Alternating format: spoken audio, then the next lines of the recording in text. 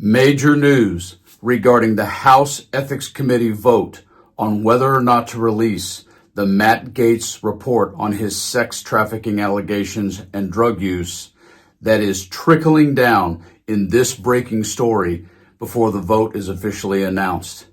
And keep in mind, when you look at this story, I'm going to show you in just a few seconds, I want you to think about the word ethics.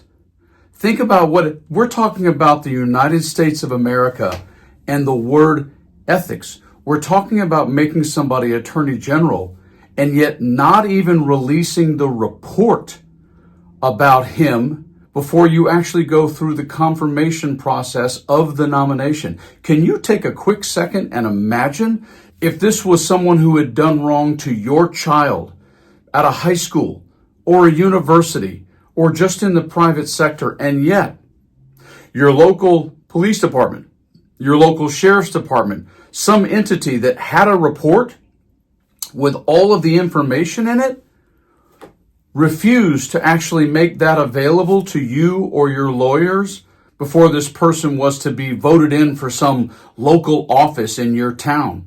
You would never accept that. And yet this is where we are in the United States of America. We're right here. You do already see people speaking out. An attorney for two women who say Gaetz paid them for sex also said they provided the committee with numerous photos of time they spent with Gaetz. One woman testified that she witnessed having sex with a minor. Again, without the report, just does that information give you pause? Well, it would then if the FBI hadn't dropped the investigation, which tells me something about either the credibility of the testimony or not enough. For some reason, the FBI looked into all of this and decided not to move forward. You see, right there, that's the problem. A guy, because at some point, again, without knowing the information, the FBI didn't follow through on charges, wants to just pretend it doesn't matter to him about seeing this report as it continues. That said, Dana, whether they release the report or not, it will certainly be reported, if not released. It'll be repeated by the Senate Judiciary Committee, because all those same witnesses, to your point, that are coming out publicly, and many more, and much more evidence, will be just as available to Senate Judiciary investigators. And of course, they have subpoena power. So in this breaking story, look what just happened with Representative Susan Wild as she walked out of, not disclosing fully yet, not the vote, but look what she just intimated to. Are you kidding me? Breaking story here. Mr. Chairman, do you guys vote to release this report? Are you going to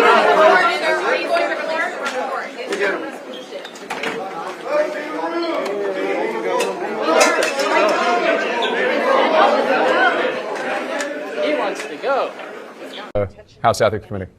I walked out of this committee without making one and walked back to my office, but it has since come to my attention that, in fact, we had agreed that we were not going to discuss what had transpired at the meeting, but it has come to my attention that the chairman has since betrayed the process by disclosing our deliberations within moments after walking out of the committee. And he has implied that there was an agreement of the committee not to disclose the report. That is an untrue, to the extent that that suggests that the committee was in agreement or that we had a consensus on that, that is inaccurate.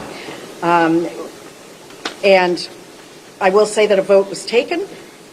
As many of you know, this committee is evenly divided between Democrats and Republicans, 5 Dems, 5 Republicans, which means that in order to affirmatively move something forward, somebody has to cross party lines and vote with the other side, which happens a lot, by the way, and we often vote unanimously. That did not happen in today's vote, and I do not want the American public or anyone else to think that Mr. Gaetz's characterization of what transpired today would be some sort of indication that the committee had unanimity or consensus on this issue. Folks, I have to tell you, we haven't even gotten to January 20th, 2025. Trump's second administration hasn't even begun yet. And yet, this is the kind of stuff that we're facing. Writing letters to Christopher Wray, who's going to get booted out by Trump, and actually stating things like this. Judiciary Committee Dems request Gaetz files from FBI. End quote. We must be able to thoroughly review all relevant materials that speak to the credibility of these serious allegations, the lawmakers wrote to the FBI. Senate Judiciary Committee Democrats have officially requested the FBI file on Attorney General nominee Matt Gaetz. In a letter obtained by Politico sent to FBI Director Christopher Wray, Democratic members of Judiciary Committee requested the evidentiary file from law enforcement's probe into whether Gaetz engaged in child sex trafficking.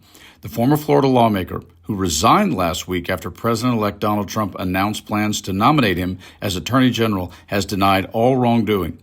In quotes, in order for the Senate to perform its constitutional duty in this instance, we must be able to thoroughly review all relevant materials against Mr. Gaetz, the letter reads. The Department of Justice closed the investigation into Gaetz without bringing charges. All panel Democrats except Senator John Ossoff, Democrat from Georgia, signed the letter. That's simply to get your hands on what any court, civil or criminal, would call basic discovery evidence. And actual elected officials have to write a letter to the FBI requesting, demanding that this report be made public. This is where we are. We are on the brink of becoming such a banana republic. Be clear, governments on the rest of the planet and key governments in major allies are literally going to begin to walk away from us, and we are losing our credibility on the geopolitical world stage of having any logic, common sense, or power whatsoever if this is the way we are going to be governed under a second Trump administration. Hang in there, stay strong. I'll be back soon.